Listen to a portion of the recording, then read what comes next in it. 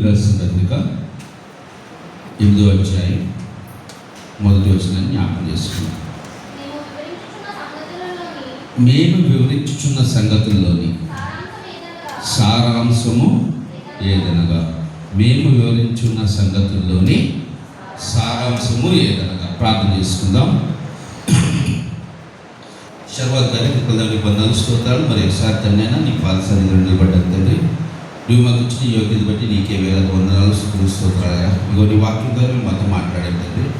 ఈ సమయంలో తండ్రినైనా ఇక్కడ చేరుని మేమందరినైనా ఇగో నీ వాక్యం కోసమైనా మా హృదయం అయినా తండ్రి పిండగా నిలబడి నేను కొట్టు వేసి మరుగు చేసి అయోగ్యుని కల్పని యజ్ఞాన్ని దేవుని కలిగిన ప్రభావ నేను మరుగు చేసిన చెల్లని కలిసి రాత్రి నాతో మా అందరితో మీరు మాట్లాడి మీ నామని ఇంట్లో మహిమపరుచుకుని మా రక్షణ ప్రవేశించుకోవాలి చిన్న ప్రాధాన్యత పెట్టుకుంటున్నాను తండ్రి.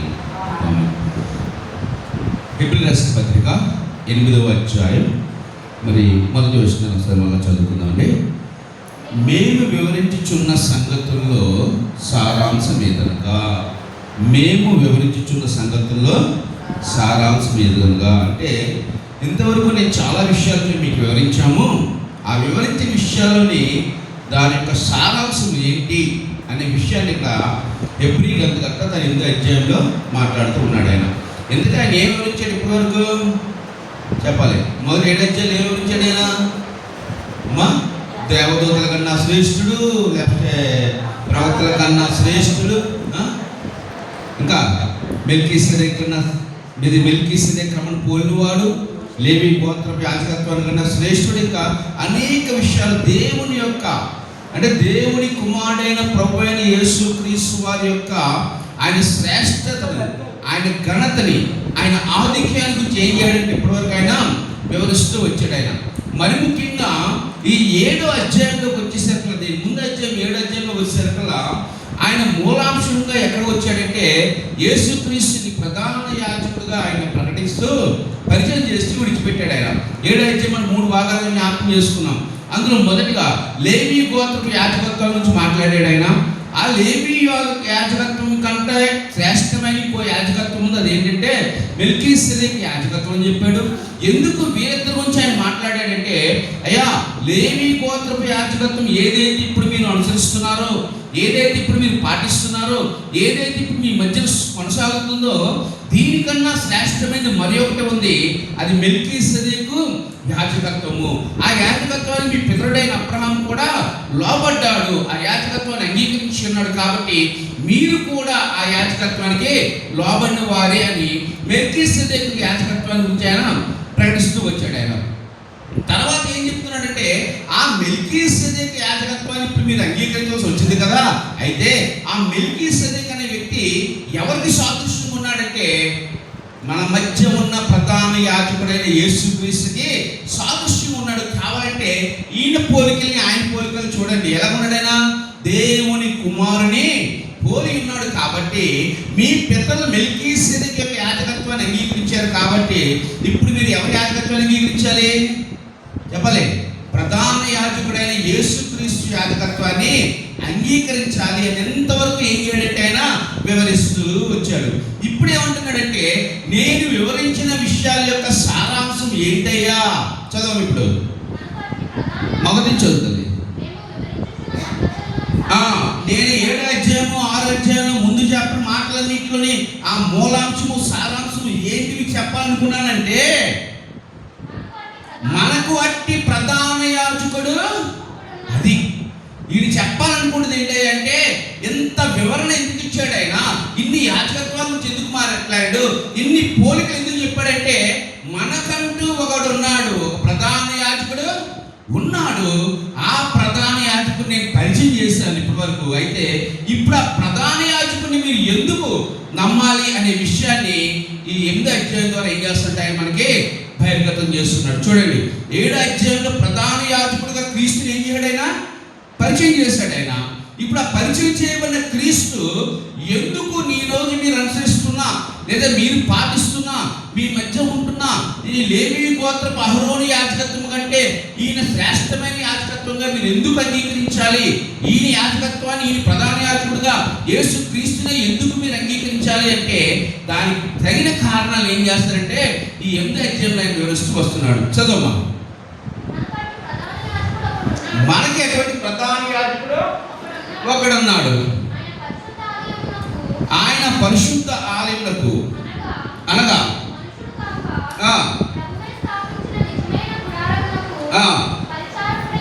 ఎలా ఉన్నాడు ఈయన? మనకు ఒక ప్రధాన యాజకుడు ఉన్నాడు.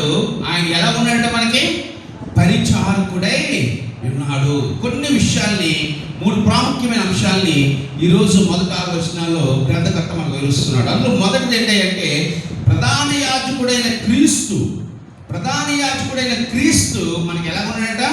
పరిచారకుడై ఉన్నాడు. అంటే మన నిమిత్తము దేవుని సన్నిధిలో పరిచర్య చేసేవాడిగా ఉన్నాడు. ఇక్కడ ప్రశ్న వెంటనే హెబ్రీయులు లేదా యూదులుగా ప్రశ్న ఏంటంటే మరి మాకు కూడా పరిచారకులు ఉన్నారు కదయ్యా, ఉన్నారా లేదు? వాళ్ళకి చెప్పాలి. మాకు కూడా పరిచయం చేయడానికి, దేవుని మందిరంలో దేవుని సేవ చేయడానికి మాకు కూడా యాజకులు, పరిచారకులు ఉన్నారు కదయ్యా. మరి మా పరిచారకుల కన్నా ఈయన చేసే పరిచర్యలో ఉన్న శ్రేష్టత ఏమిటి, విలువ ఏమిటి అంటే మొదటిగా ఆనాడు వారు అనుసరిస్తున్న ఆ లేవీ యాజకత్వం యొక్క పరిచర్య లేదా వారి సేవ ఎలా ఉందో మొదటగా జ్ఞాపకం చేసుకున్నాం. నిర్గమాకాండము 29వ అధ్యాయం. నిర్గమాకాండం 29వ అధ్యాయం 29-30 చదువుకుందాం.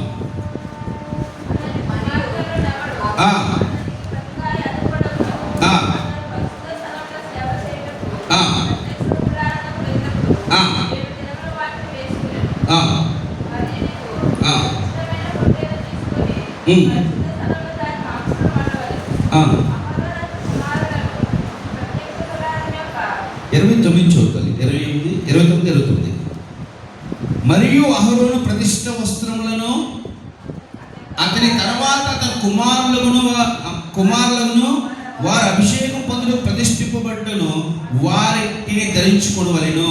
అతని కుమారుల్లో నెవడతను ప్రతిగా యాజకుడవును అతను పరిశుద్ధ స్థలంలో ఏం చేయడు కదా సేవ చేయుటకు ప్రత్యక్ష గుడారంలోనికి వెళ్ళును. సో ఈ కట్టని ఎవరు పెట్టారట? దేవాది దేవుడే పెట్టాడు. ఒక గోత్రాన్ని ఎంచుకున్నారు. వీళ్ళు కూడా ఏం చేస్తున్నారు చెప్పాలి? ప్రత్యక్ష గుడారంలోకి వెళ్ళి ఏం చేస్తారు? వీళ్ళు కూడా సేవ చేస్తున్నారు, అంటే పరిచయం చేస్తున్నారు. మరి మాకు ఆల్రెడీ పరిచయం చేయడానికి ఒక యాజకత్వం ఉంది కదా, మరలా ఈ పరిచయం చేసేవాడు కొత్తగా మాకు ఎందుకు? అయితే వారు చేసే పరిచయం ఎక్కడ చేస్తున్నారంటే ప్రత్యక్ష గుడారంలో పరిచయం చేస్తారు. చూడండి, వారిని ఎవరు ఎంచుకున్నారంటే దేవాది దేవుడే వారిని ఒక కాలంలో ఎంచుకున్నాడు ఆయన. చూద్దాం. ఇర్మియా రాసిన గ్రంథము 33వ అధ్యాయం 22వ వచనం. ఇర్మియా 33:22.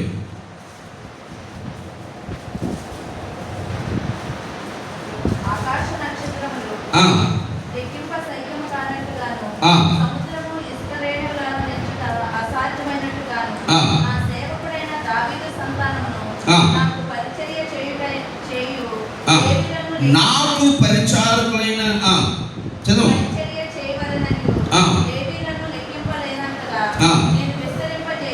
విస్తరింపు. చూడండి 21వ వచనం చివరిలో కూడా అంటాడు. చూడండి ఆయన మాట, నేను చేసిన మరియు నా పరిచారకులైన లేవీయులకు యాజకులతో నేను చేసిన నా నిబంధన వ్యర్థమగును. అది వ్యర్థమని పక్కన పెట్టండి. నా పరిచారకులు ఎవరు? నా పరిచర్య చేయటం నేను ఏర్పాటు చేసుకున్న లేవీలు. అంటే లేవీ గోత్రపు యాజకత్వాన్ని ఎవరు ఏర్పాటు చేశారంటే దేవుడు ఏర్పాటు చేశాడు. ఇప్పుడు వాళ్ళ ప్రశ్న అదే, అయ్యా మా వాళ్ళకి యాజకత్వం ఉంది కదా, వారు మా మంచి సేవ చేస్తున్నారు కదా, వారు మా మంచి పని చేస్తున్నారు కదా, మరి వారి పరిచర్యకి ఈ పరిచర్యకి ఏంటి తేడా? అయితే వాళ్ళు చేసే పరిచర్య ఏంటంటే దేవుని సన్నిధిలో అయితే ప్రత్యక్ష గుడారం వారు ఏం చేసేవారంటే ప్రధాన యాజకులు ప్రజల పక్షాన వారి పాప పరిహారం ఏం చేసేవారంటే బలులనే అర్పించేవారు. ఏం అర్పించేవారంటే బలులను అర్పించేవారు. ఎన్ని రకాల బలు అర్పించాలో ఒకసారి జ్ఞాపకం చేసుకుందాం. ఎవరి పక్షాన బలు అర్పించాలి? వీళ్ళు ప్రజల పక్షాన. అయితే ఆనాటి యాజకత్వంలో, లేవి యాజకత్వంలో సేవ చేయుచున్న పరిచారకులైన యాజకులు ఆ ప్రత్యక్ష గుడారంలో చేసే వారి సేవ ఎటువంటిది అంటే 3 విషయాలు చాలా స్పీడ్గా నేర్చుకుందాం. లేవికాండం 4 అధ్యాయం సరిపోద్ది. లేవికాండం 4 అధ్యాయం 3 వచనం. లేవికాండం అమ్మా అమ్మా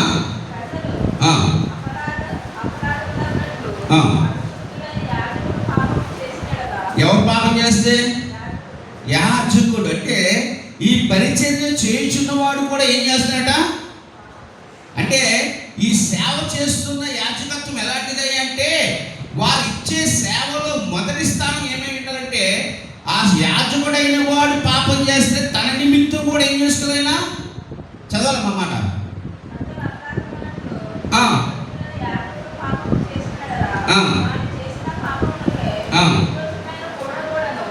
ప్రజలు అపరాధులగునట్లు, ఎవరు అపరాధులట్లేడా? ప్రజలు అపరాధులగునట్లు అభిషిక్తుడైన యాజకుడు పాపం చేసినట్లు. అంటే పరిచర్య చేయుచున్న వాడే పాపం చేస్తే ఎవరు అపరాధం అవుతున్నారు ఇప్పుడు అంటే ఆ యాజకత్వంలో ఉన్నవాడు పాపం చేయడం వలన ఎవరిని అపరాధంగా చేస్తున్నాడైనా అంటే యాజకత్వం వల్ల విమోచన ఒకటే వస్తుందా? చెప్పండి అమ్మా. పాపం కూడా వస్తుంది. అందుకోసం ఆయన అంటాడు, అయ్యా మీ అభిషక్తుడైన యాజకుడు పాపం చేయడం వలన ప్రజల మీదకి ఏమొస్తుందట అమ్మా. కాబట్టి ఏం చేయాలట? తన్ను తాను ముందు పరిశుద్ధపరచుకోవడానికి ఏం చేయాలటైనా బలి ఇవ్వాలి, లేదంటే దేవుడి సన్నిధిలో ఆ బలి అర్పణ చేసుకోవాలంటే ఇప్పుడు ఈ సేవా పరిచయంలో వీళ్ళు చేస్తున్న పని ఏంటంటే యాజకుడే పాపం చేసినట్లయితే వాడిని కూడా తన కోసం ఏం చేయాలట? బలి అర్పించుకోవాలి. అంటే ఒకటి ఆ లేవీ గోత్రంలో యాజకుడు కూడా తన కోసం ఏం చేయాలండి? బలి. అంటే సేవలో కేవలం ప్రజల కోసమే, దేవుడి కోసమే కాదు, యాజకుడు కూడా తన కోసం తాను ఏం చేయాలంటే బలి అర్పించుకోవాలి. రెండో మాట జ్ఞాపకం చేసుకుందాం. అదే లేవికాండం 4 అధ్యాయం 13 వచనం, 2వ వర్గం.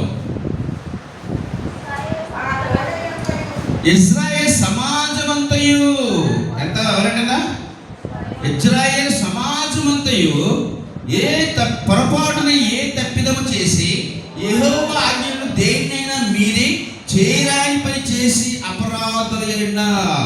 ఒకవేళ ఇంతకుముందు ఆయన ఇచ్చిన బలి ఎవరి కోసం? యాజకుడు తన పాపము చేస్తే, యాజకుడు పాపం చేస్తే ఆ అపరాధం కూడా ఎవరికి వెళ్తుంది? ప్రజలకు వెళ్తుంది. సో తన కోసం తాను ఇక్కడ బలించుకుంటున్నాడు. రెండోది అంటున్నాడట, సమాజమంతయు తప్పిదం చేస్తే, ఏదైనా ఆజ్ఞ విషయంలో సమాజం అంతా తప్పింది అనుకోండి, ఏం చేయండి? వారి గురించి బలి అర్పించాలి. అంటే తన కోసం తాను బలి ఇవ్వాలి, సమాజం అంతటి కోసం బలి ఇవ్వాలి. ఇంకా 3వ కూడా చూద్దాం. లేవికాండం 4 అధ్యాయం 27 వచనం. అమ్మా మీ దేశస్తుల్లో ఎవడైనా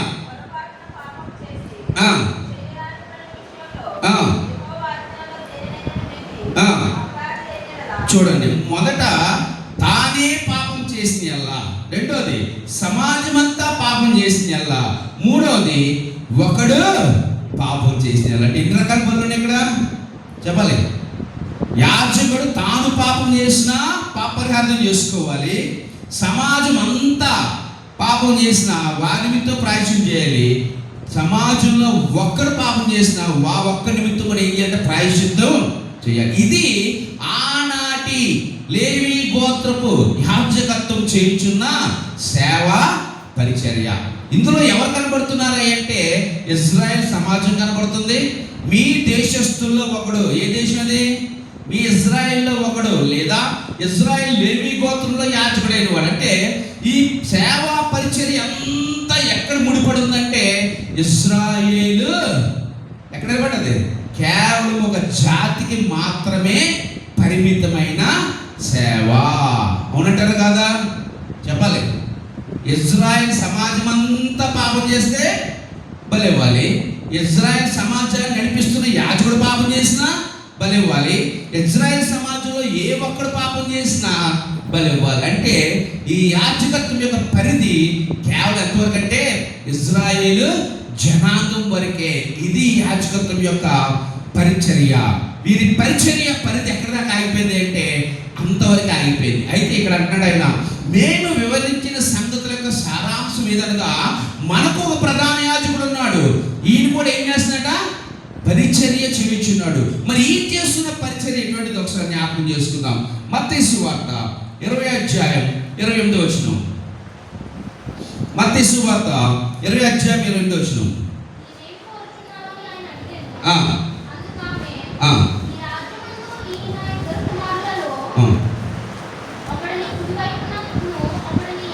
అమ్మా, మత్తయి సువార్త 20 అలాగే మనుష్య కుమారుడు పరిచారం చేయించుకుంటూ రాలేదు కానీ పరిచారం చేయుటకును ఎవరి కోసం అట, ఇజ్రాయేల్ కోసం అన్నాడా, ఒక జాతి కోసం అన్నాడా, ఒక వ్యక్తి కోసం అన్నాడా, లేదు. ఈయన పరిచర్య అనేకుల కొరకు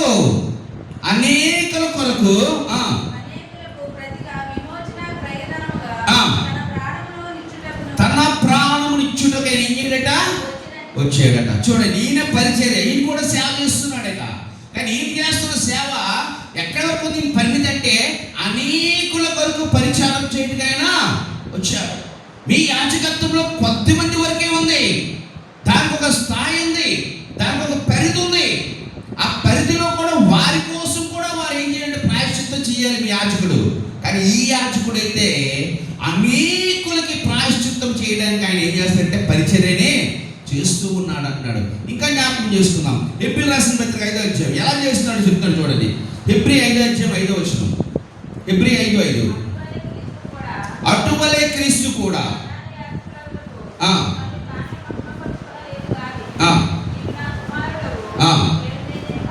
నేను నిన్ను కని ఉన్నానని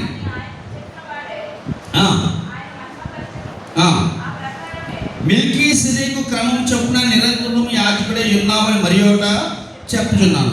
జాగ్రత్త లెక్కరించి శరీరదాయన్న దినముల్లో మహారోదనతోను కన్నీళ్లతోను తన్ను మరణం నుండి రక్షించగలవానికి ప్రార్థనలు యాచనలు సమర్పించి భయభక్తి కలిగి ఉన్నందున ఆయన ఏమయ్యాడట, అంగీకరింపబడిను. చదువు ఇంకా. ఆయన ఎలా ఉన్నాడు యాక్చువల్గా, కుమారుడయ్యుండి తాను పొందిన శ్రమల వలన విధేయత నేర్చుకొనిను. ఇప్పుడు ఆ కుమారుడై ఉన్నవాడు విధేయత నేర్చుకొని శరీరమందు శ్రమపడి ఏం చేస్తున్నాడట, మరియు ఆయన సంపూర్ణ సిద్ధి పొందిన వాడే మెల్కీసెదెకు క్రమంలో చేరిన ప్రధాన యాజకుడిని దేవుని చేత పిలువబడి తమకు విధేయులైన వారందరికీ నిత్య రక్షణకు. ఈ ప్రధాన యాజకుడు ఎంతమంది గట చెప్పాలి, ఎంతమందికి?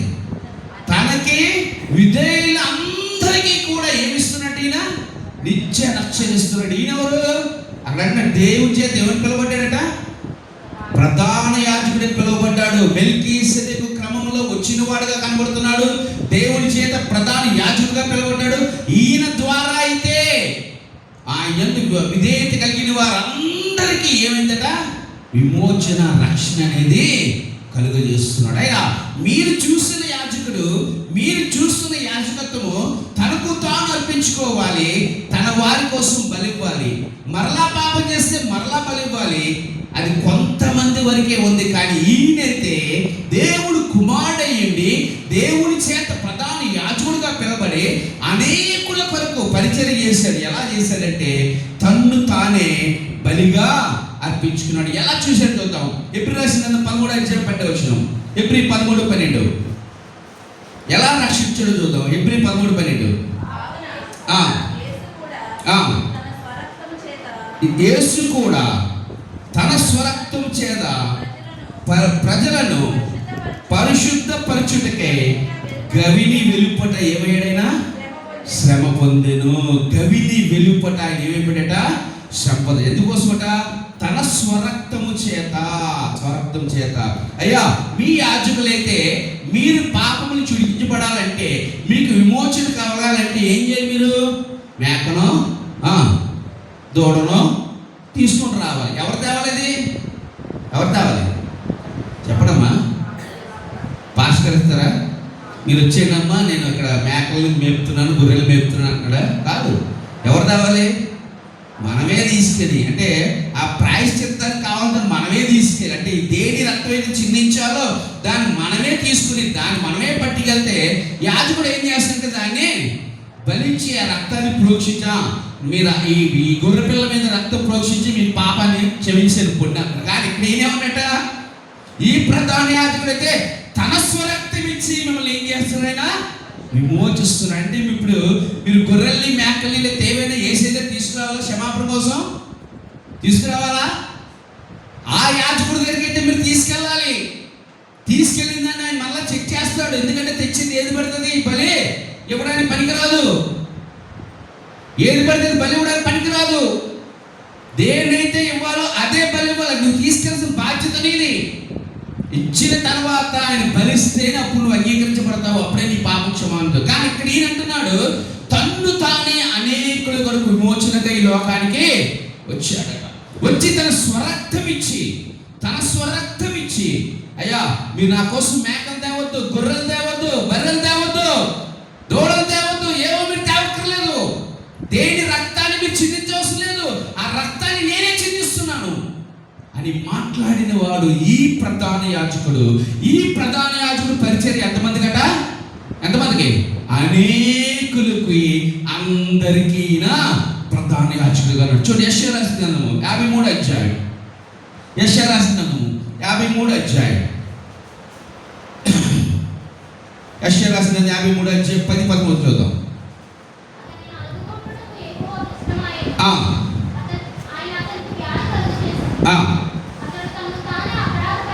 చూడండి, అతడు తన్ను తానే ఏం చేయడట, అతడు తన్ను తానే అపరాధ పరిహారార్థ బలిగా చేయగా అతని సంతానం ఏం చేసిందట, ఆయన తన స్వరక్తాన్ని ఎలా ఇస్తున్నాడంటే, మీరు తెచ్చే గొర్రె పిల్లతో మీకు క్షమాపణ లేదు, మీరు గొర్రె పిల్లలు తేవద్దు, మేక పిల్లలు తేవద్దు, మీరేమి తీసుకురావద్దు.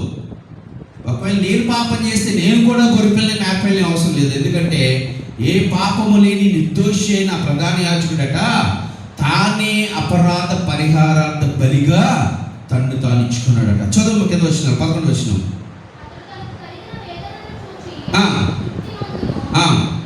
నీతిమంతుడైన నా సేవకుడు ఎవరైనా ప్రభువైన యేసుక్రీస్తు వారు జనుల దోషమును భరించి తనకున్న అనుభవ జ్ఞానం చేత అనేకులు ఏం చేస్తారట. ఎంతమంది అమ్మా, ఎంతమంది? ఒక్కడి కోసమో, సమాజం కోసమో, ఒక యాజకుడి కోసమో కాదు, అనేకులు అనగా అందరికీ ఆయన ఏం కలుగు చేసినట్టయినా విమోచన కలుగు చేస్తున్నాడు. ఇక్కడ హెబ్రీ గందగలుగుతాడయ్యా, మనకు కూడా ప్రధాన యాజకుడు ఉన్నాడయ్యా, ఆయన కూడా ఏం చేస్తాడైనా పరిచర్య చేస్తున్నాడు, పరిచారకుడుగా వచ్చాడు. ఈ పరిచారకుడైతే మీరు అనుకున్న ఆ లేవి క్రమంలో వచ్చిన యాజకత్వం అంటే యాజకత్వం కాదు ఇది. మీరు తీసుకెళ్ళిన గొర్రెల్ని మేకల్ని లేదా తాను పాపం చేస్తే తన కోసము, సమాజం కోసము, ఏ ఒక్కడు పాపం చేసిన వాడి కోసము ఆ మేకను గొర్రెను బలిచ్చే రక్తాన్ని అక్కడ ప్రోక్షించి విమోచనించే యాజకత్వం కాదు ఇది.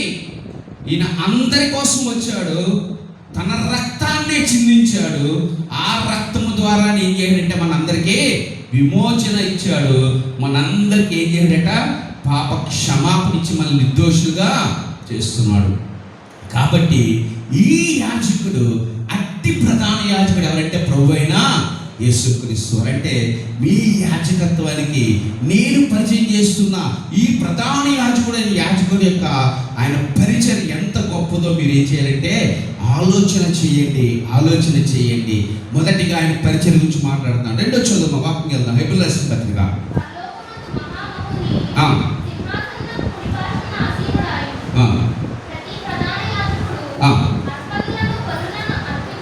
జాగ్రత్త. ప్రతి ప్రధాన యాజకుడు ఆయన పని ఏంటంటే అర్పణల బదులు ఏం చేయాలైనా అర్పించాలంటే ఏం చేయాలట చదువు ఏంటమ్మా, అర్పించుటకు ఈయనకు ఏమైనా ఉండటం అవసరం. చూడండి, ప్రధాన యాజకుడికి ఇప్పుడు ఇశ్రాయేల్ సమాజంలో ఒక పాపం చేశాడు. ఆ పాపం చేసిన వాడికి ప్రాయశ్చిత్తం ఏం చేయాలినా బలి ఇవ్వాలి. బలి ఇవ్వాలంటే ఇవ్వడానికి ఏముండాలి, అక్కడ ఏదైనా అవసరమో ఆవశ్యకత, అంటే ఆ బలి నిర్వర్తించడానికి ఒక స్థలము, ఓ ప్రదేశం ప్రదేశం ఉండాలి.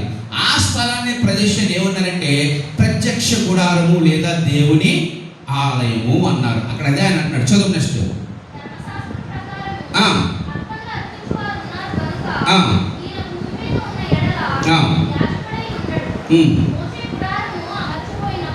మోషే గుడారము అమర్చబోయినప్పుడు చూడండి, ఇప్పుడు యాజకులు బలివ్వాలి. ఇది చేసే సేవ. ఎవరు? లేవి గోత్రపు యాజకులు. మరి బలివ్వాలంటే ఆ బలిని అర్పించడానికి ఏముండాలంటే వారికి ఒక స్థలము ఉండాలి. ఆ స్థలాన్ని ఎవరు ఏర్పాటు చేశారట? దేవుడు మోషే ద్వారా ఒక గుడారాన్ని ఏర్పాటు చేశాడు. ఆ గుడారం పేరేంటంటే ప్రత్యక్ష గుడారము. అంటే ఇప్పుడు ఈ యాజకత్వం ఎక్కడ చేస్తున్నారు వీళ్ళు?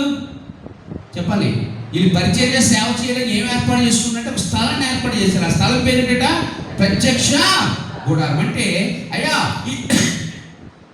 ఈ లేవి గోత్రపు యాజకత్వం ఉన్నారు, వీరు పరిచర్య చేస్తున్నారు ఇశ్రాయేల్ కోసము. అయితే వీరు పరిచర్య చేయడం కోసం వీరికి ఒక స్థలాన్ని దేవుడు నిర్ణయించాడు. ఆ స్థలం ఏదట?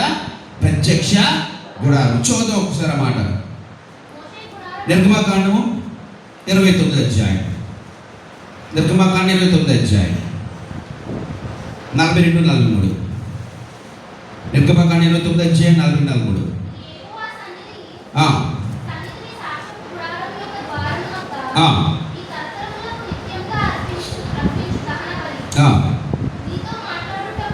నీతో మాట్లాడటకు నేను అక్కడికి వచ్చి మిమ్మల్ని కలుసుకుందును. అక్కడికి వచ్చి ఏం చేస్తాడట? ఇశ్రాయేలు కలుసుకుందును. అది నా మహిమ వలన పరిశుద్ధపరచబడును. నేను సాక్ష్య గుడారమును బలిపీఠమును పరిశుద్ధపరచుదును. నాకు యాజకులు ఉన్నట్లు అహరోను అతని కుమారులు ఏమవుతారట? అంటే ఇప్పుడు అహరోను కుమారులు ఎవరండి? లేవి గోత్రపు యాజకత్వం. ఇప్పుడు వీళ్ళు యాజకత్వం చేయడానికి దేవుడు ఏం చేయాలంటే సాక్ష్యపు గుడారాన్ని లేదా ప్రత్యక్ష గుడారాన్ని ఏం చేయాలంటే వారి కోసము ఏర్పాటు చేయమన్నాడు. ఇది ఎవరి ద్వారా? ఎప్పుడైనా మోషే ద్వారా. అయ్యా ఆ ప్రత్యక్ష గుడారం ద్వారా మీరు ఏం చేయాలి? నాకు సేవ చేయాలి, పరిచర్య చేయాలి. చూడండి ఇంకో మాట జ్ఞాపకం. 33 అధ్యాయం, నిర్గమ 33 అధ్యాయం 7-9 వచనాలు.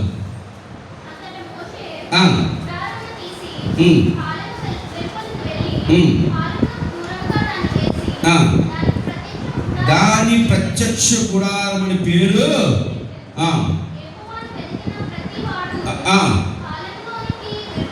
పాలెమునకు వెలుపులున్న ప్రత్యక్ష గుడారానికి వెళ్ళుచు వచ్చు. చూడండి వీళ్ళు ఏం ఏర్పాటు చేశారంటే ఈ యాజకత్వం కోసం ఒక గుడారాన్ని ఏర్పాటు చేశారు. దాని పేరు ఏంటంటే ప్రత్యక్ష గుడారం. ఈ ప్రత్యక్ష గుడారం ద్వారా దేవుడు ఏం చేశాడంటే అయ్యా నేను మీ మధ్యకు వచ్చి మిమ్మల్ని నేను కలుసుకుంటాను. అలాగే మీరు కూడా మీరు ఇవ్వాల్సిన బలులు అర్పణలు సమస్తాన్ని పరిచర్య సేవ అంతా ఎక్కడ చేయాలంటే ఆ ప్రత్యక్ష గుడారంలో మీరు చేయాలి. అంటే ఇప్పుడు యాజకత్వం చేయడానికి వీరికి ఇచ్చిన స్థలం ఏదయ్యాడంటే ప్రత్యక్ష గుడారం. హెబ్రీయులకు రాసిన పత్రిక చదువు. ఇందాక చెప్పారు కదా మోషే.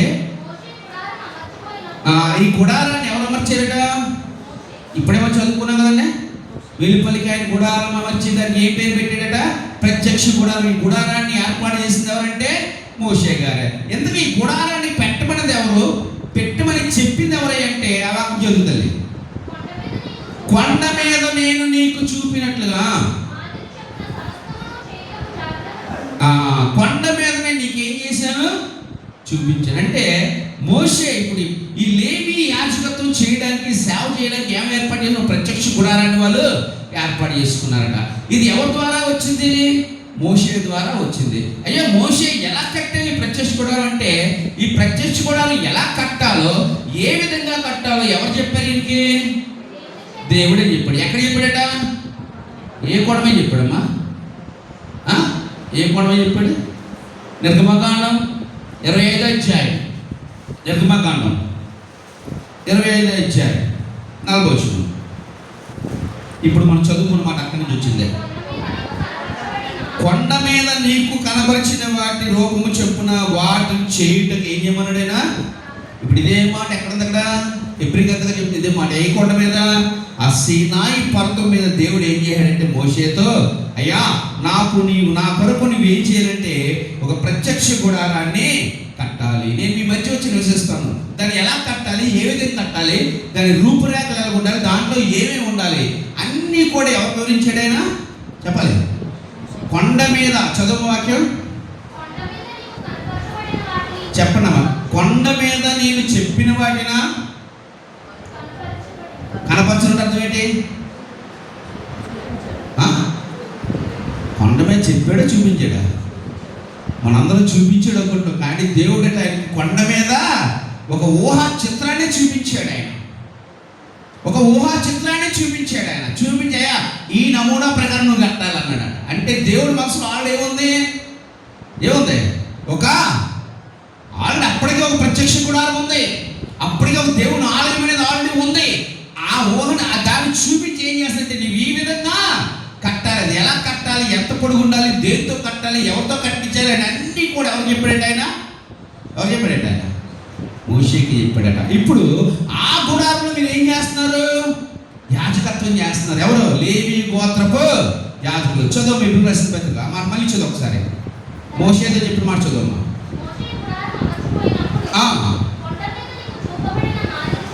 కొండ మీద నీకు చూపబడిన ఒక్కసారి ఆగండమ్మా. ఈ మాటకి సింపుల్గా అర్థం చేసుకోవాలంటే మనకి మెక్లైన్ గ్రౌండ్స్ ఉంది కాకినాడలో. ఐడియా ఉందమ్మా?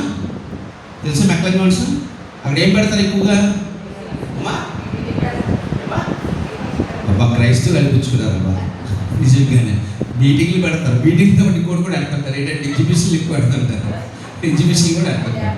ఇప్పుడు చూడండి టైటానిక్ ఎగ్జిబిషన్ అని చెప్పి టైటానిక్ వాళ్ళు పెట్టారంట. అంతకుముందు తాజ్మహల్ ఎగ్జిబిషన్ చెప్పి తాజ్మహల్ ఒక సెట్టింగ్ చేస్తుంటారు. అంటే చాలా చోట్ల ఉంటాయి. కాకినాడకు వచ్చిన కాశ్మీర్ అని చెప్పి ఒక ఎగ్జిబిషన్ అంటారు మధ్యన. కాకినాడకు వచ్చిన తాజ్మహల్ అంట. తీరా పరిగెడితే సేమ్ చోట తాజ్మహల్ లాగా ఉంటుంది. అయితే ఈ తాజ్మహల్ ఎలా కట్టాడు?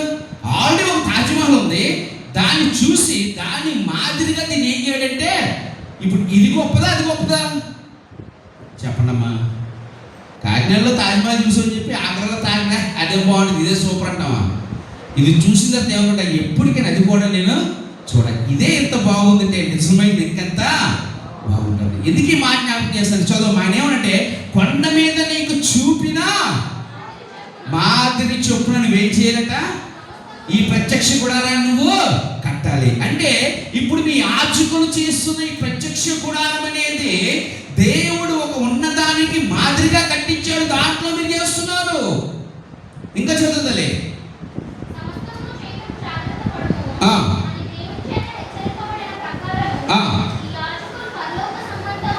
జాగ్రత్త అండి. యాజకులు పరలోక సంబంధమైన వస్తువుల ఛాయారూపకమైన అమ్మయ్య ఆ వస్తువుల ఛాయారూపకమైన గుడారమందు అయ్యా మీరు చేస్తున్న గుడారము ఒకదానికి జెరాక్స్ కాపీ, ఒకదానికి పోలిక. అసలైంది ఎక్కడుందట? పరలోకమందున్న పరిశుద్ధ వస్తువులను పోలిన ఛాయ. ఛాయ ఏంటి?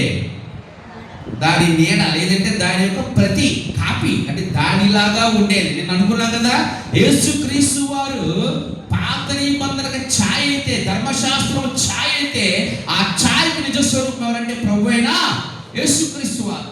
అయ్యా ఇప్పుడు మీరు చేస్తున్న ఈ ప్రత్యక్ష గుడారము, మీరు అనుకున్న అతి పరిశుద్ధ స్థలము, పరిశుద్ధ స్థలము, ఆవరణము, బలి మందసము, ధూపవేదిక, రెండు సన్నిధులు, ఇవన్నీ మీరు చూస్తున్నారు కదా. ఈ పరిశుద్ధ వస్తువులన్నీ కూడా, ఈ వస్తువులన్నీ కూడా పరలోకమందున్న పరిశుద్ధ వస్తువుల యొక్క ఛాయ అయిన గుడారంలో మీరు ఏం చేస్తున్నారు?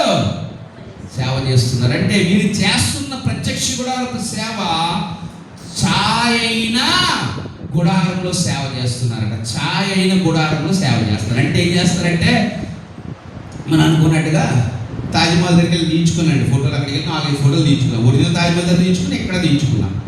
ఇక్కడ తీయించుకున్న ఆనందం వేరు, ఇది చూసిన తర్వాత అక్కడికి వెళ్ళి తీసుకున్న ఆనందం వేరు. ఏది వాస్తవత, ఏది ఛాయ? దీని దగ్గర తీసుకున్న ఆనందం వేరు ఉంటే అక్కడ తీసుకున్న ఆనందం నిజమైన ఆనందం ఉంటుంది. ఇక్కడ ఆయన అంటున్నాడు, మీరు పరిచర్య చేస్తున్న ప్రత్యక్ష గుడారం అనేది పరలోక వస్తువులకు ఛాయగా ఉంది. అది మోషేకి దేవుడు చూపిన దాని యొక్క మాదిరిగా ఉంది. అందులో మీరు యాజకత్వం చేస్తున్నారు. అది మీరు చేసే యాజకత్వము.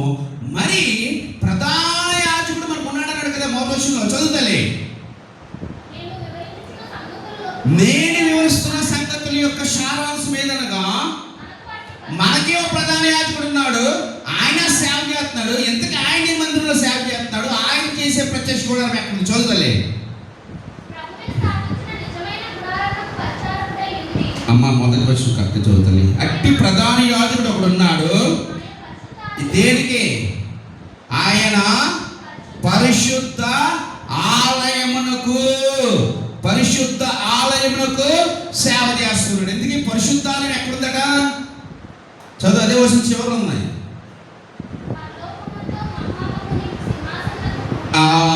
ఈ పరిచారుడు ఎక్కడున్నాడంటే పరలోకంలో ఉన్నాడట. ఈయన ఎక్కడ పరిచయం చేస్తున్నాడట? పరిశుద్ధాలయం. ఎందుకు పరిశుద్ధాలయం ఎక్కడట్టుగా? పరలోకములో ఉన్న ఆ ప్రత్యక్ష గుడాలను పరిచయం చేస్తుంది ఎవరంటే ప్రభు అయిన యేసుక్రీస్తు వారు. మీరు ఛాయ అయిన దాంట్లో చేస్తున్నారు, కానీ ఆయన నిజమైన దాంట్లో ఏం చేస్తాడంటే ఆయన పరిచయం చేస్తున్నాడు. అంటే ఇప్పుడు మీరు చేస్తున్న ఈ బలి, మీరు ఆరాధిస్తున్న ఈ సేవ, ఇదంతా కూడా ఒక దాని యొక్క ఛాయగా ఉంది. కానీ నిజమైనది ఎక్కడుందంటే పరలోకం ఉంది. ఇక్కడ మీ యాజకులు ఉన్నారు, కానీ అక్కడ ఎవరు ఉన్నారంటే ప్రధాన యాజకుడైన యేసుక్రీస్తు వారు ఉన్నారంటే ఆగ్రాలో ఉన్న తాజ్మహల్ అక్కడ ఉంది, మన వీధిలో ఉన్న తాజ్మహల్ ఇక్కడ ఉంది. ఇప్పుడు ఈ రెండింటిని పోలిక పెడితే ఏమైనా అర్థం ఉందా చెప్పండి? ఉందా? లేదు. ఆయన అదే చెప్తున్నాడు. ఆయన మీరు ఛాయ అయిన ప్రత్యక్ష గుడాలు ఉన్నారు. ఆయన ఆ ఛాయకి నిజమైన ఆలయం ఎక్కడుందంటే పరలోకమందున్న పరిశుద్ధ ఆలయం ఉంది. ఆయన ఏం చేస్తున్నాడు? ఆయన యాజకత్వం చేస్తున్నాడు. ఎక్కడన్నా తండ్రి యొక్క కుడిపారస్సు ముందు నిలబడి యాజకత్వం చేస్తున్నాడు. అది నిజమైన యాజకత్వము. నిజంగా పరలోకంలో ఆలయం ఉందంటారా? చెప్పాలి. ఆయన ఏదో చెప్పాడండి, నిజంగా ఉందంటారా ఆలయం? చెప్పాలి. ఉందా లేదా? చూసేద్దాం. ఎందుకో బాగా ప్రకటన తీయాలి. ప్రకటన 11 అధ్యాయం ఒక్క మాట ఆగనమ్మా. ఎందుకు ప్రత్యక్ష చూడాలి ఏముంటాయమ్మా ఆలయంలో? కానీ ప్రత్యక్ష చూడాలి కానీ ఆలయంలో కానీ ఏముంటాయి? ఎంతకి అమ్మా గడి చెప్పాలి. సరే, అతి పరిశుద్ధ స్థలంలో ఏముంటాయి చెప్పండి ఫస్ట్? 3 ఉంటాయండి. అతి పరిశుద్ధ స్థలము, మధ్యలో డేరా, పరిశుద్ధ స్థలం, బయట ఆవరణ. ఓకే, అతి పరిశుద్ధ స్థలంలో ఏముంటుంది అమ్మా? మందసం ఉంటుంది. థ్యాంక్ యూ అమ్మా. మందసం ఉంటుంది. దానిపైన కరుణాపేట 2 కెరూబులు ఉంటాయి. ఆయన మహిమేంత అక్కడే దిగుతాడు. ప్రధాన యాజకుడు ఒక్కసారి సంవత్సరంలో ఒక్కసారి ఇక్కడికి అడగాలని సంవత్సరం ఒకసారి వెళ్తాడు. మిగతాదంతా బయటే పరిశుద్ధాలయంలోనే. ఓకే, నెక్స్ట్ రెండోది ఏంటండి? పరిశుద్ధ స్థలం. అతి పరిశుద్ధ స్థలంలో మందసం ఉంది. పరిశుద్ధ స్థలంలో ఏముంది? పరిశుద్ధ స్థలంలో ముందుగా అంటే తెరదాటగానే ఫస్ట్ ఏముంటుంది? ఎన్నిసార్లు విన్నారమ్మా? ధూపవేదిక ఉంటుంది, ప్రదీప దీప వృక్షం ఉంటుంది, ఇంకోటి సన్నిధి రొట్టెపు బల్ల ఉంటుంది. ఇది ఎక్కడుంటాయి? పరిశుద్ధాలు. ఈ గేట్ బయట ఉన్నదాన్ని ఏమన్నారంటే ఆవరణ ఉన్నారు. ఆవరణలో ఏముంటాయి? గంగాలో ఉంటుంది. Very good. ఇంకోటి దహన బలి పీఠ ఉంటాయి. ఇవన్నీ ఎక్కడున్నాయంటే ఇక్కడే ఈ పరిచయం చేసే సేవ అంతా ఎవరు చేయాలి? ఇదంతా కూడా అహరోను, లేవి గోత్రం వచ్చిన అహరోను యాజకత్వం అంతా దేని దగ్గర అంటే ఈ పరిశుద్ధ వస్తువుల మధ్యన ఏం చేయాలంటే వారి సేవని చేయాలి. ఓకేనా? ఇది ఎక్కడి నుంచి వచ్చిందంటే మోషే గారికి కొండ మీద దేవుడు చూపించిన దాన్ని మాదిరిగా అయినా తయారు చేసి పెట్టాడట. అసలైంది ఎక్కడుందట? అసలు ఉందో లేదు ఇప్పుడు చూద్దాం. ఇప్పుడు అనుకున్నాను అక్కడ ఉందో లేదు చూద్దాం. ప్రయాణ గ్రంథము 11 అధ్యాయం 19 వచనం. అమ్మయ్యా, ఏముందండి? ఇంతకు ఏముంది అక్కడ అమ్మా? ఆలయం ఉంటుంది కదా, కన్ఫర్మ్ అయిపోయిందమ్మా. Very good. చదువుతుంది. అమ్మ నాయన, ఆలయం ఉందట. ఆలయంలో ఏముందట? నిబంధన. ఇప్పుడు చెప్పండి, భూమి మీద ఉన్న నిబంధన మందసం ఒరిజినల్, పరలోకంలో ఉన్న నిబంధన మందసం ఒరిజినల్? అది ఒరిజినల్, ఇది దాని యొక్క ఛాయ. పరలోకంలో ఏముందట? ఆలయం ఉందట. అది నిజమైనది, ఇది దాని యొక్క మాదిరి అయినది. పరలోకంలోనట దేవుని ఆలయం తెరవబట్టి దేవుని మందసాన్ని ఏం చేయడట? ఆయన చూశాడట. ఇంకా చూద్దాం. ప్రయాణ గ్రంథము ప్రకటన 6వ అధ్యాయం 9వ వచనం. ప్రకటన 6వ అధ్యాయం 9వ వచనం. అమ్మా వెరీ గుడ్. 5వ ముద్ర విప్పినప్పుడు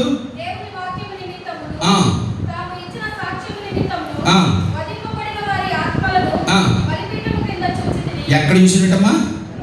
ఎక్కడట? బలిపీఠము కింద. ఇప్పుడు చెప్పండి, బలిపీఠం పరలోకం ఉందా, భూమి ఉందా? ఏది ఒరిజినల్, ఏది డూప్లికేట్? డూప్లికేట్ కదా, ఏది జెరాక్స్? చెప్పాలి. ఏది ముందు ఉంది అంటే మోషే గారికి, అయ్యా ఈ పరలోక పరిశుద్ధ స్థలంలో ఉన్న ఆ పరిశుద్ధ వస్తువుల పోలికని ఏం చేయమని ఇక్కడ భూమి మీద కట్టమన్నాడు. అంటే ఆ మందస్సు పరలోకపు యొక్క ఛాయ, ఆ బలిపీఠం పరలోకపు యొక్క ఛాయ, ఆ ఆలయం పరలోకపు యొక్క ఛాయగా ఒకట. ఆయన అంటున్నాడు అక్కడ చూడండి, అక్కడ అనేక మంది ఉన్నారట దేవుని కోసం తమ ఆత్మల్ని ప్రాణాన్ని ఇచ్చిన వారందరట ఆ బలిపీఠం నుంచి ఏం చేస్తారంటే మరపెడుతున్నారు. ఆ బలిపీఠం ఎక్కడుందంటే దేవుని యొక్క సన్నిధి ఉంది. బలిపీఠం ఎక్కడుందంటే దేవుని సింహాసనానికి ముందుందట. అక్కడ ఎవరున్నారు తెలుసా? వధింపబడి ఉన్న గుర్రె పిల్ల అయిన ప్రభు అయిన యేసుక్రీస్తు వారిని ఇందాక ఎబ్రిగంటారు కదా. ఈ ప్రధాన యాజకుడు ఎక్కడున్నాడే? తండ్రి యొక్క కుడిపార్శ్వమున ఆయన, పరలోకమున ఆయన. ఎందుకంటే ఆయన చేసే యాజకత్వం చేసే ఆలయం ఎక్కడుందంటే పరలోకములో ఉంది. పరలోకం. ఇంకో మాట జ్ఞాపకం చేస్తున్నాం. ప్రకటన గ్రంథము 8వ అధ్యాయం, ప్రకటన గ్రంథం 8వ అధ్యాయం 3-4 వచనాలు. Very good. సువర్ణ ధూపార్తి చేతి పట్టుకొని ఉన్న వేరొక దూత వచ్చి బలిపీఠము వద్ద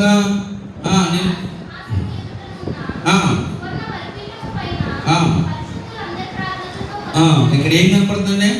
బలిపీఠము, సువర్ణ దీపార్తి అంటే ధూప వేదిక. అంటే పరలోకంలో ఉన్నాయి ఇవన్నీ. నిజమైనవి ఎక్కడున్నాయంటే పరిశుద్ధమైన వస్తువులు ఎక్కడున్నాయట? పరలోకంలో ఉన్నాయి. ఇప్పుడు గ్రంథకర్త అన్నాడు, అయ్యా వాటి ఛాయని, వాటి మాదిరిని కొండ మీద ఎవరు చూపించారు? మోషేకు దేవుడు చూపించి ఆజ్ఞాపించినట్టుగా ఆ మాదిరికరంగా తయారు చేసిన ఆ ప్రత్యక్ష గుడారంలో ఈ లేవి గోత్రపు యాజకులు ఏం చేస్తారంటే దేవుడి పరిచర్యని చేస్తున్నారు. కానీ ఈ ప్రధాన యాజకుడైతే ఎక్కడ చేస్తున్నాడైనా? పరలోకమందు పరిశుద్ధ ఆలయం ముందు ఏం చేస్తున్నాడు? ఆయన యాజకత్వం చేస్తున్నాడు. వీరు ఎందరి కోసం చేస్తున్నాడు యాజకత్వము? ఇజ్రాయేల్ జనాంగం చేస్తున్నాడు. ఆయన ఎంతమంది కోసం చేస్తున్నాడ? అందరి కోసము, అనేకుల కొరకు యాజకత్వం చేస్తున్నాడు. నెక్స్ట్, వీరు యాజకత్వం ఎక్కడ చేస్తున్నారంటే భూమి మీద చేస్తున్నారు. చూడమ్మ, ఎప్పుడు రాసిన పెద్ద చదువుతారన్నమాట.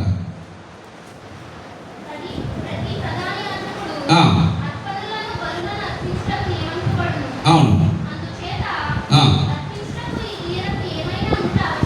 అవశ్యము.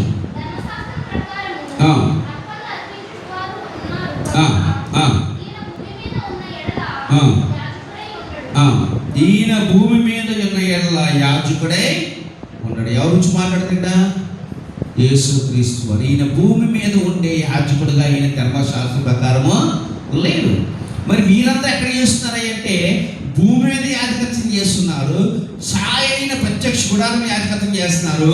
అది మీ కొరకు, మీ జనాంగం కొరకు మీరు ఏం చేస్తారంటే పరిచర్యలు చేస్తూ ఉన్నారు. అయితే అట్టి ప్రధాన యాజకుడు మనకు ఒకడు ఉన్నాడు. ఆ మెల్కీసెదెకు క్రమంలో ప్రధాన యాజకుడు ఉన్నాడు కదా. ఆయన ఎటువంటి వాడంటే ఆయన కూడా పరిచర్య చేస్తున్నాడు. ఎక్కడ చేస్తున్నాడు? ఆయన పరలోకములో పరిచర్య చేస్తున్నాడు. వీరు ప్రభు సన్నిధికి సంవత్సరంలో ఒక్క మారే వెళ్తారు. కానీ నిరంతరం ఎక్కడున్నాడు ఆయన ప్రధాన యాజకుడు? చెప్పాలి, ఎక్కడున్నాడు? తండ్రి యొద్దనే ఉన్నాడు. మీ ప్రధాన యాజకుడు సంవత్సరానికి ఎన్నిసార్లు వెళ్తాడు? ఒక్కసారే. కానీ ఈ ప్రధాన యాజకుడు నిత్యము ఎక్కడున్నాడట? తండ్రి దగ్గరే ఉన్నాడు. కాబట్టి ఇంటి ప్రధాన యాజకుడు మనకి ఉన్నాడు. ఈయనే నిజమైన ప్రధాన యాజకుడు. చదవమ్మా, ఇప్పుడు రాసిన పత్రిక.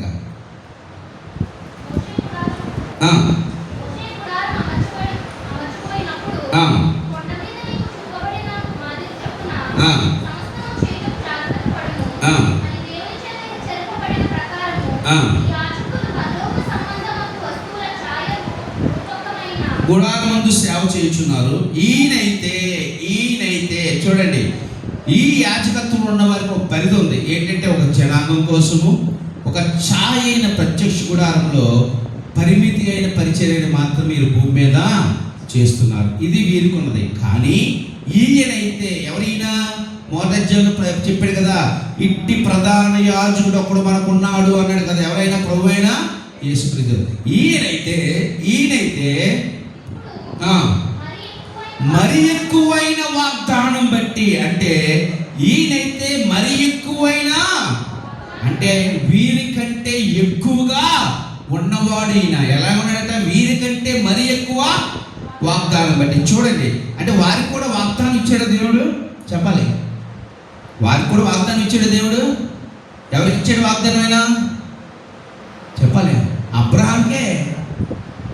అబ్రహాముకి ఇచ్చిన వాగ్దానమే నడుస్తూ ఉంది ఇప్పటికి కూడా. ఈ రోజుకి అదే వాగ్దానం, ఇప్పటికదే వాగ్దానం. ఒకటే ఒక వాగ్దానం, అబ్రహాం ఇచ్చిన వాగ్దానమే.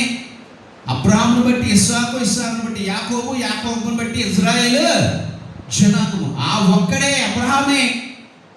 అయితే ఈయన మరి ఎక్కువ వాగ్దానం పొందుకున్నాడంటే అబ్రహాముకి ఇచ్చిన వాగ్దానాన్ని బట్టి వచ్చిన లేవి యాజకత్వం అనేది భూ సంబంధమైనది, పరిమితి గలది, ఛాయ అయినదిగా ఉన్నది. కానీ ఈయన మరి ఎక్కువ వాగ్దానాన్ని కలిగి ఉన్నాడంటే ఎలాగట?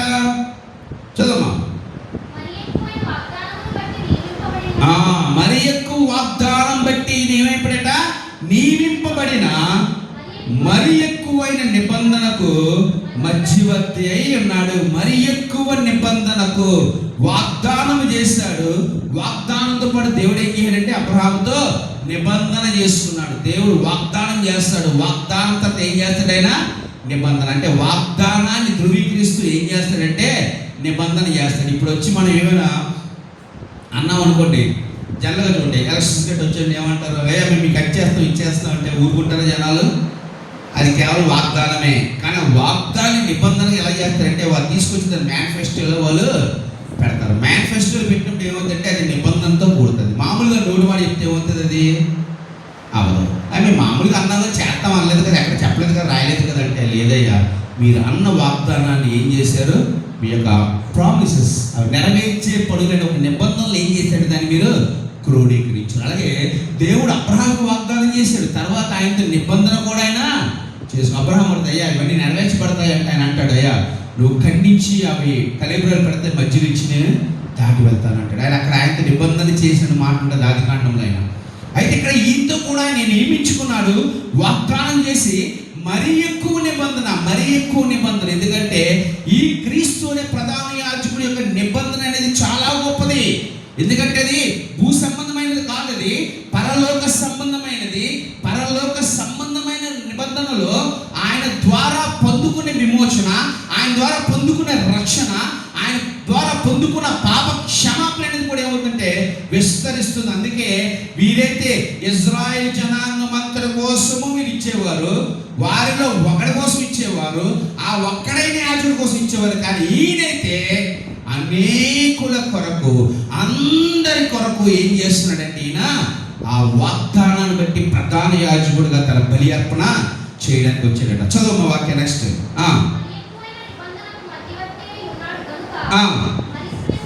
మరి శ్రేష్టమైన సేవకత్వాన్ని చివరిగా చెప్తుంది ఏంటంటే ప్రధాన యాజకుడిగా ఉన్న యేసుక్రీస్తు యొక్క సేవ లేదా ఆయన సేవా ధర్మం అనేది మరి శ్రేష్టమైనది. అంటే ఈ భూమి మీద మీరు చూస్తున్న ఈ లేవి గోత్రపు యాజకత్వాన్ని కంటే మరి శ్రేష్టమైన సేవకత్వాన్ని చేసిన వాడు ఎవరంటే ప్రధాన యాజకుడిగా ఉన్న ప్రభువైన యేసుక్రీస్తు వారు. ఎందుకంటే ఆయన యాజకత్వం చేసింది భూమి మీద కాదు, ఎక్కడట పరలోకంలో చేశాడు. ఆయన యాజకత్వం చేసింది ఛాయ అయిన ప్రత్యక్ష గుడారం కాదు, నిజమైన దేవుని యొక్క ఆలయంలో ప్రత్యక్ష చేశాడట. అంతేకాదండి, ఆయన యాజకత్వం చేసింది కొద్ది మంది కోసం కాదు, అందరి కొరకు ఆయన యాజకత్వం చేశాడు. అంతేకాదండి, ఆయన యాజకత్వం చేసింది మీరిచ్చిన గొర్రెలు మేకల ద్వారా మీకు క్షమాపణ ఇవ్వలేదు, కానీ తానే తన రక్తం ద్వారా మీ అందరికీ ఏమి ఇచ్చాడైనా క్షమాపణ ఇచ్చాడు. కాబట్టి ఇట్టి ప్రధాన యాజకుడు మనకున్నాడయ్యా. ఆయన యాజకత్వం సేవే చాలా శ్రేష్టమైనది. ఎందుకంటే ఈయన మరీ ఎక్కువ వాగ్దానాన్ని కలిగి ఒక కొత్త నిబంధన మంచిగా ఏంటంటే ఆయన తీసుకొని వచ్చాడు. ఆ నిబంధన ఎలాంటిది అనేది రేపు మన వాక్యంలో జ్ఞాపకం చేసుకుంటాం. మధ్యవర్తి చేయడైన ఒక నూతనమైన నిబంధన మనకే తీసుకొచ్చాడు. కాబట్టి అట్టి ప్రధాన యాజకుడైన యేసుక్రీస్తు యొక్క ఆయన సేవ, ఆయన పరిచర్య, ఆయన యాజక ధర్మం అనేది మనందరికీ శ్రేష్టమైనది. కాబట్టి ఆయన దగ్గరికి వెళ్దాం. ఆయన దగ్గరికి వెళ్ళేటప్పుడు మన గొర్రెల్ని మేకలు తీసుకెళ్లాల్సిన అవసరం లేదండి. ఎందుకంటే ఆయనే తన స్వరక్తం ఇచ్చి ఆయన మనం రక్షించుకోవడానికి తన్ను తాను అర్పించుకున్నాడు. ఆయన ఈ బలియాగాన్ని భూమి మీద చేయలేదట. ఎక్కడ వేయడట? తన తండ్రి ఎదుటి చేశాడు. ఆయన తండ్రి ఎదుటి చేశాడు. అందుకే తన ఆత్మ ఎవరు అర్పించినట్టు? తండ్రి సమాప్తమైంది. ఏం చేయడయ్యా? తండ్రి నీ చేతికి నా ఆత్మనే అప్పగిస్తున్నాను. Yes, it is over, accomplished అంటాడు. సమాప్తమైనది, సమాప్తమైంది. క్షమాపణతో ప్రారంభించాడు, సమాప్తంతో ముగించాడు. తండ్రికి తను అప్పగించుకుని ఏం చేయాడంటే ఆ బలిని ఏం చేయడైనా సంపూర్ణం చేశాడైనా, సంపూర్ణం చేశాడు. ఇట్టి ప్రధాన యాజకుడు మన ప్రభు అయిన యేసుక్రీస్తు. నా ప్రియ సహోదరులారా, నా ఇజ్రాయెల్ జనాంగంలారా, ఇటువంటి వాడిని మీరు విడిచిపెడుతున్నారా? ఇటువంటి వాడి దగ్గర మీరు రాకుండా వెనుక తిరిగిపోతున్నారా? దయచేసి ఆయన మీరు విడిచిపెట్టకండి అని ఆనాడు ఏప్రిల్కి ఎలాగైతే హెచ్చరించాడో ఈరోజు ప్రభు మనకు కూడా అదే హెచ్చరిస్తాం. మనం వచ్చినది, మనం నిలబడ్డది ఆ ప్రధాన యాజకుడైన యేసుక్రీస్తు వారు. నిజమైన ప్రధాన యాజకుడు, పరలోక సంబంధమైన యాజకుడు, పరిశుద్ధ స్థలంలో యాజకత్వం చేసే యాజకుడు, అందరి కొరకు యాజకత్వం చేసేవాడు, అందరి కొరకు తానే బలిగా అర్పించబడినవాడు. కాబట్టి ఇట్టి యాజకుడు మీరు విడిచిపెట్టకండి. అట్టి యాజకుడు మనకి ఉన్నాడు. ఆ యాజకుని బట్టి మనం ఏం చేయాలంటే సంతోషించాలి. అట్టి యాజకుని బట్టి మనం ఆనందించాలి. అట్టి యాజకుని బట్టి మనం ఆయన సన్నిధిలో ఆయన్ని ఆరాధించేవారు ఉండాలి. అట్టి భాగ్యం ప్రభు మనకి దయచేది కాక. కళ్ళు మూసుకోండి, ప్రార్థన చేసుకుందాం. కళ్ళు మూసుకోండి, ప్రార్థన చేసుకుందాం. సర్వకార్య కృతదేవుని కొందరు స్తోత్రాలు తండ్రి. నేను ఇగో తండ్రి, నేను యాజకుడుగా ప్రభు అయిన యేసుక్రీస్తు వారి యొక్క ఆ శ్రేష్టమైన సేవా ధర్మాన్ని ఆయన ఈరోజు మాకు జ్ఞాపకం చేశారు తండ్రి. కొంత నిజమే తండ్రి, నేను ఆయన ఛాయ్ అయిన దాంట్లో లేడయ్యా. నిజమైన ఆ పరిశుద్ధ వస్తువుల మధ్యన నీ సన్నిధిలో నాయన, నీ ఎదుట పరిశుద్ధ పరలోకంలో ప్రభా మా కొరకు నిత్యము యాజకుడుగా, విమోచనకర్తగా ఆయన మా పక్షాన వ్యాజ్యమాడుతున్నాడయ్యా. అట్టి ప్రధాన యాజకుడిని ఆయన ఆ రోజు ఆ ఏప్రిల్ తెలుసుకోలేక అనేక మంది ఆయన దగ్గర రాలేకపోయారయ్యా. వచ్చిన వారు కొంతమంది వెనుదిరుగుతున్నప్పుడయ్యా, అయ్యా నీ దాసుల ద్వారా హెచ్చరించినట్టు ఈ రోజునైనా మేము వచ్చి నిలబడి ఈ స్థలము నిజమైన స్థలము, మేము అంగీకరించిన మా ప్రభువు నిజమైన వాడైనా, మేము ఛాయలో లేము కానీ నిజమైన క్రీస్తులు కట్టబడి ఉన్నామని సత్యాన్ని గ్రహించిన ప్రభు యేసు వైపు చూచుచూ ఆయన మేము ముందుకు సాగాలి కూడా నడిపించాడు. ఎన్నో వాక్యాలను బట్టి మేము ఆత్మీయంగా బలపడ్డా మాకు సహాయం తెచ్చాడు. ఇంతవరకు మాతో ఉన్నది, మాతో మాట్లాడినందుకు అయ్యా, నీ వాక్యం ద్వారా, నీ స్వరం ద్వారా మనం బలపరిచినందుకు, హెచ్చరించినందుకు నా ప్రభు కేవలం నీ ఒక్కడికే నా ప్రభు సమస్తమైన మహిమ, సమస్తమైన ఘనత, సమస్తమైన ప్రభావాలు ఆరోపించుకుంటూ మా రక్షణతో రానైన ప్రభు యేసుక్రీస్తు దేవుని నామంలో ఈ చిన్న ప్రార్థన అడిగి వేడుకుంటున్నాం తండ్రి. ఆమేన్.